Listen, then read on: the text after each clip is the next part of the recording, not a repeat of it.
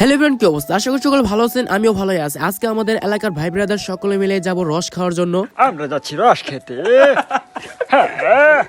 এখন রাত বাজে প্রায় 4টার উপরে। আমরা এখন সরাসরি যাব চাপরাইল, কারণ চাপরাইল থেকে রোমানকে নিয়ে যেতে হবে। সো রোমান কিন্তু এসে পড়ছে, আমরা এখনই রওনা দিয়ে দেবো রস খাওয়ার জন্য।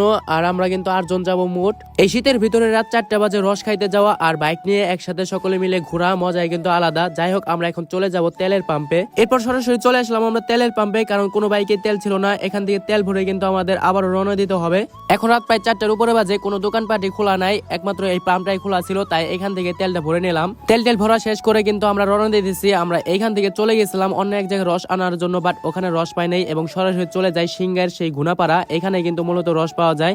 এখানে আসার পর দেখলাম যে প্রচন্ড মানুষ ভিড় করে রয়েছে, মানে এত মানুষ যে রস খাওয়ার পাগল, কি বলবো গাইস। ভাবছিলাম এত ভিড়ের ভিতরে রস পাবো কিনা। যাই হোক, এখানে আসার পর কিন্তু আমরা রস পেয়ে গেছি। আর রসের কালারটা দেখতে পাচ্ছেন, খুবই অসাধারণ, কি বলবো গাইস। এরপর আমরা রসগুলো বোতলে ভরে নিতেছি, প্রায় 8 লিটারের মতো রস আমরা নিব। এখনো সকাল হইতে আরো 1.5 ঘন্টা বাকি আছে। আমরা অনেক আগে চলে আসছিলাম রস খাইতে। দূর দূরান্ত থেকে মানুষ অনেক আগে কিন্তু এসে পড়ছে, আমরাও অনেক আগে এসে পড়েছিলাম। মানে রস খাওয়ার যে কতটা প্যারা দেখতেই তো পারছেন আপনারা। যাই হোক, আমাদের রস টস কিনা শেষ আর বোতলেও ভরে ফেলছি। এখন আমরা সরাসরি চলে আসলাম কাংসা ব্রিজে, কারণ এখনো সকাল হইতে আরো অনেক দেরি, কারণ সকালে আমরা রস টস খাবো, ছবি টবি তুলবো, ভিডিও করবো। এর জন্য কিন্তু আমরা এখানে ওয়েট করতেছিলাম।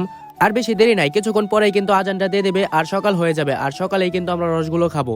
এরপর ওয়েট করতে করতে কিন্তু সকাল হয়ে যায় আর আমরা কিন্তু রসগুলো দিয়ে দেই সবাইকে। নাজমুল কিন্তু সবাই দিয়ে দিতেছে রসগুলো, দেখতে পারছেন আপনারা। এরপর রসগুলো আমরা কিন্তু খাওয়া শুরু করি আর রসগুলো খেতে খুবই ভালো লাগতেছিল। সবাই মিলে একসাথে রস খাওয়ার মজাই কিন্তু আলাদা। যাই হোক, সকলে মিলে একসাথে মজাই করলাম, আনন্দ করলাম, খুবই ভালো লাগছে। এত শীতের ভিতরে যে কতটা প্যারা পাইছি গাইস আজকে, রস না খাইলে পারে বুঝতামই না। আর এই শীতের ভিতরে যদি প্যারা নেই আপনারা উঠতে পারেন ঘুম থেকে, তাহলে কিন্তু ভালো রস খাওয়ার জন্য। আর যদি না উঠতে পারেন চুপ করে ঘুমায় পড়েন। ধন্যবাদ সবাইকে, আল্লাহ হাফেজ।